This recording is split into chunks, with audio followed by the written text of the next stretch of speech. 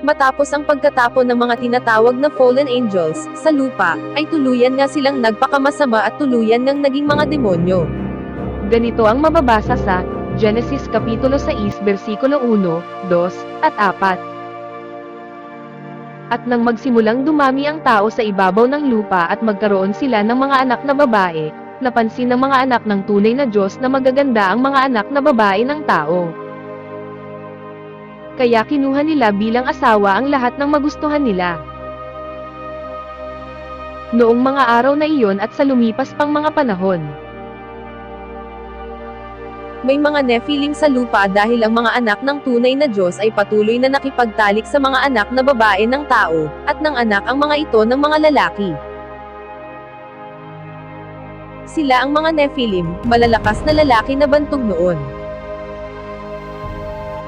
Binabanggit nga sa Biblia na ang punot dulo ng kanilang pagkakasala ay ang kanilang pakikipagtalik at pakikipag-asawa sa mga babae na anak ng tao sa lupa.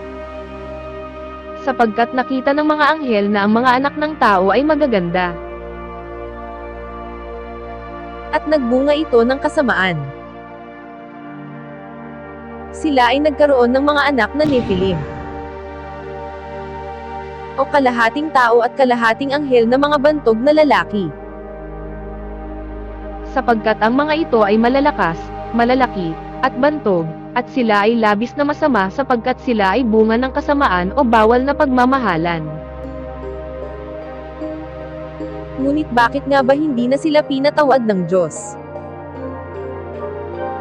Ito ay dahil perpekto ang mga anghel, merong batas ang Diyos para sa mga anghel. Hindi sila dinisenyo para sa pakikipagrelasyon sa mga tao. Sapagkat mga espiritual na nilalang sila, alam ng mga anghel ang kahihinatnan nito, sapagkat may batas ang Diyos sa kalangitan, at matalino sila kaysa sa mga tao at mas makapangyarihan. Bakit nga ba hindi nakatakas sa tukso ang mga anghel na ito? Tayo ay gumamit ng isang ilustrasyon. Halimbawa, ikaw ay nasa isang lugar kung saan may isang laptop na naiwan sa di kalayuan. At patuloy mo ngang tinignan ang isang bagay na iyon at napaisip ka ngayon na kapag ito ay nakuha mo, makapagbibigay ito ng kasiyahan sa iyo. At patuloy mo ngang iniisip-isip ito hanggang sa nagkaroon ka na ng matinding pagnanasa na makuha ito at nahulog ka na dito.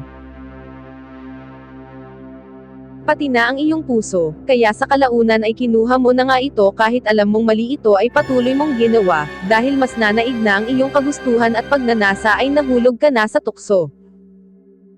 Maliwanag na hindi iningatan ng mga anghel na ito unang-una ang pagtingin. Pangalawa, pag-iisip. Pangatlo, ang pinakadelikado sa lahat ay ang puso. Sinasabi sa Biblia na mahirap itong labanan. Kaya ang Diyos ay nagbabala tungkol dito. Kaya ito ang numero unong dapat ingatan. Ganito ang mababasa natin sa Kawikaan chapter 4. Verse 23. Higit sa lahat na dapat bantayan. Ingatan mo ang iyong puso. Sapagkat nagmumula rito ang daloy ng buhay. Oo, ang mga anghel ay natutukso din. Bagaman sila ay makapangyarihan at kayang maganyong tao ay meron din silang free will na katulad sa tao o kalayaang pumili dahil ang kalayaang pumili ay isang regalo sa atin ng Diyos. Hindi niya tayo ginawang robot na nakaprogram lang sa kung ano ang dapat gawin. Maraming salamat sa panunood at kung nagustuhan mo ang video na ito pakisuyong pindutin lamang ang like button at mag-subscribe para ganahan pa ako gumawa ng mga video sa susunod na mga araw.